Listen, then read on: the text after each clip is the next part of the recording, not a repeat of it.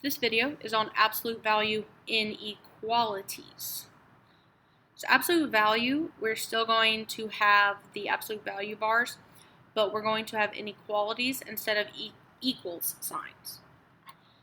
The steps to actually solve for absolute value inequalities, like with absolute value equations, we have to isolate the absolute value. So we're going to isolate the absolute value. We always need to isolate the absolute value because then we can determine what to do next. So once you isolate the absolute value, you determine if it can happen. Just like with absolute value equations, sometimes it cannot go further, so you can stop. So if you cannot keep going, so if not, then you actually write it as no solution, which is written as a 0 with a slash through it. So then it would be no solution. But if it can keep going, we would, just like with absolute value equations, we would set up two inequalities. So we're going to set up two inequalities.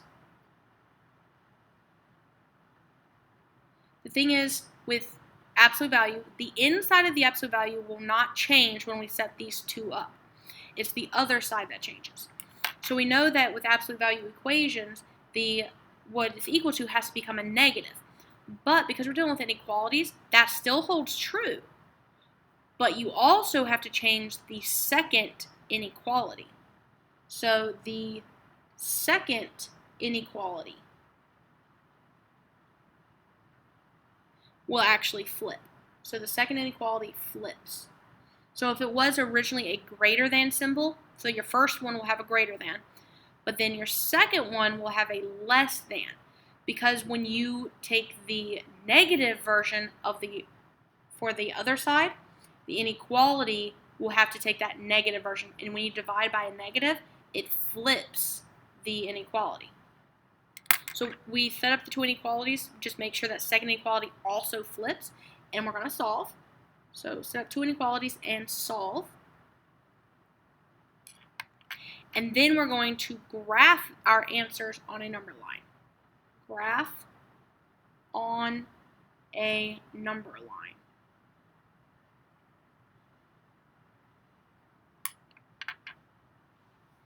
So once the absolute value is isolated, we're going to check if it can happen. And if it can, we're going to check to see which inequality you have, what inequality symbol you have. Because that's going to tell you what the graph should look like, the shading. Because inequalities have multiple answers. That would be like x is less than 5. There is an infinite number of values that are less than 5. So we would want to graph on a number line because we don't want to have to write out every single number that is smaller than 5. We would want to show that we have all the numbers shaded and we're including those, but we just don't want to write them all out. So we have two different kinds. We have greater than symbols. We also have less than symbols. This is for after the absolute value is isolated. You look at this symbol after the absolute value is isolated, because this will help you to determine if it can happen, and then if it can, it will tell you if you're going to have an and or an or. So once the absolute value is isolated, if you have a greater or greater than or equal to sign, if you have one of these signs, it is actually an or, because we can pronounce this as great or. Great or. This is an or inequality. So once the absolute value has been isolated, we look to see this would have to be a positive number. Remember, absolute values are positive. Positive numbers can be greater than a positive number, so this can happen. We would set this up into two inequalities. So we'd have x minus 2 is greater or equal to 5. That's our first one. We write it the same way, just without the absolute value bars. The other one, we keep the inside the same, so that's still an x minus 2. The value has to become negative on the other side because that's just like with equations. But the inequality now has to flip. So it becomes a less than or equal to. Now, this was still an or inequality because the original, once the absolute value is isolated, that tells you if it's an and or an or. We know that this is an or because since this is isolated, it's great or. We're going to solve just like normal. So we're going to add 2 to both sides. We're going to have x is greater than or equal to positive 7, or we're going to add the 2 to the other side. So x is less than or equal to negative 3. We set up the 2 inequalities and we solved them. So now we graph them on a number line. So our number line, we only need 2 values on here. We have a 7 and a negative 3.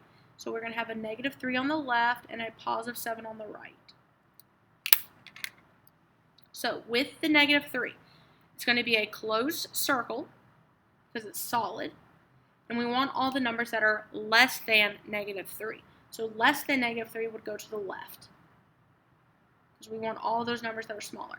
I can't actually shade every single thing, so I'm just going to draw an arrow because that shading is going to keep going. At the positive 7, we want a solid circle.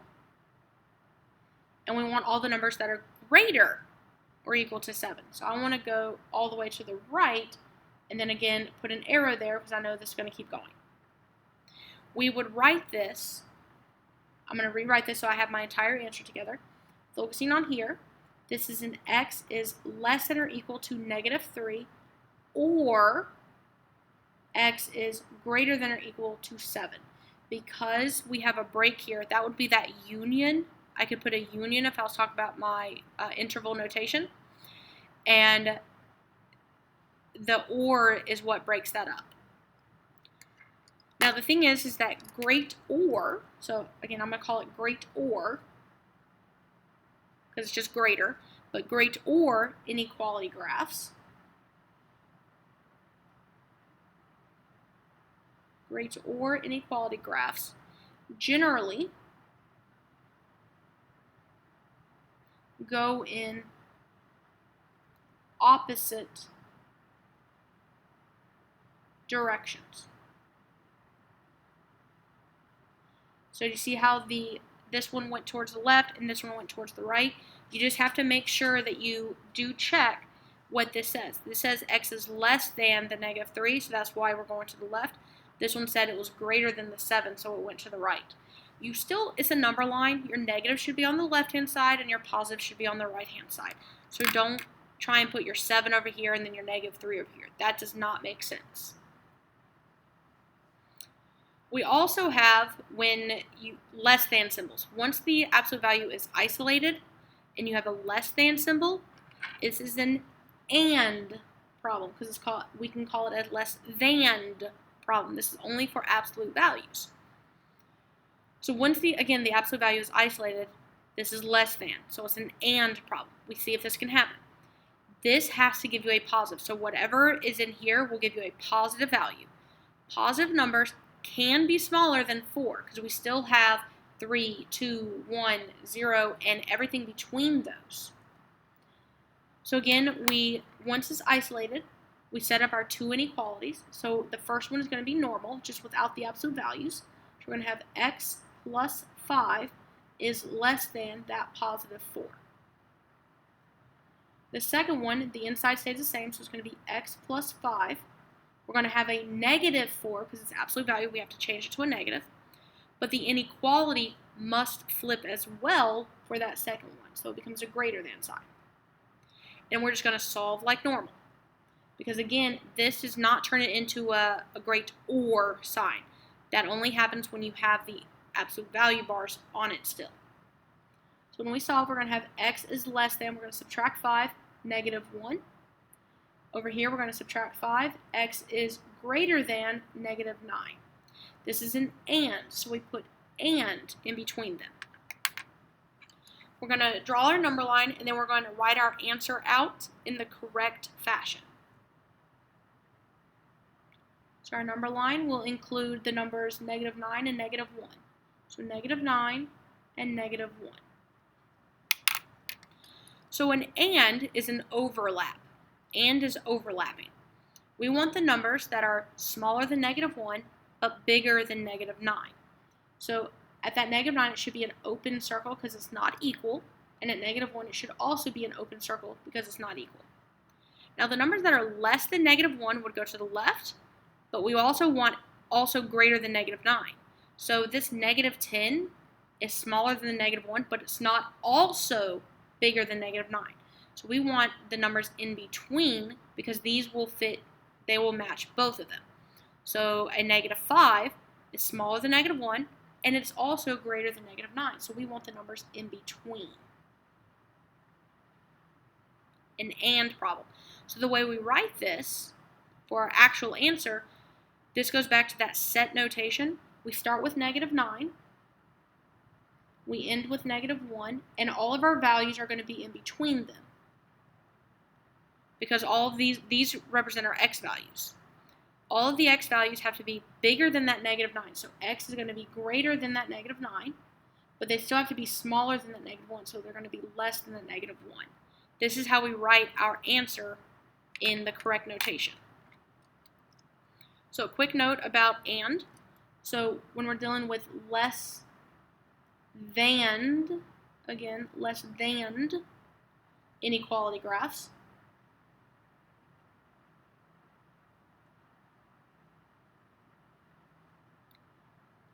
will overlap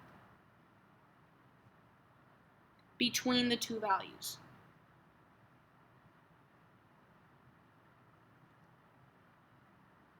Because it has to be the ones that match both of them, that work for both, because it's an AND. Now, if you end up having one where it's an and they go in opposite directions, that's not good. So that would be it if it does not work like that. So if not, then you would write no solution, which is also that 0 with that slash through it. That's why we don't use that to represent 0, because that actually means no solution. So this is the basic information of great or of an absolute value and a less than of an absolute value. We can also determine that the difference between an equation and an inequality, well, the main difference is an equation has an equal sign.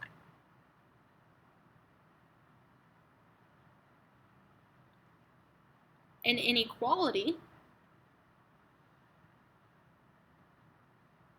has the inequality sign. So it has the greater than or equal to, less than, or less than or equal to signs.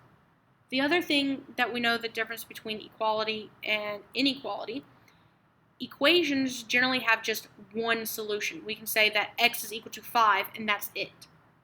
But inequalities technically have an infinite number. Now, it doesn't mean we have to write infinity, but it means if I say between negative 9 and negative 1, like up here, there is technically an infinite amount of numbers in between here. So that includes that negative 8.999999999 forever, but it also includes negative 8.88888888 forever. So the thing is that there is an infinite amount in here. These would actually go towards the negative infinity and the positive infinity. So these actually have the infinities in it. Equations will have generally just one answer, or if it's an absolute value equation, it could have two answers. But it's going to be a set answer and it'll stop. There was not an infinite amount unless you have a system of linear equations that are the same line. So equations and inequalities, equal signs, not equal signs. These are inequality signs.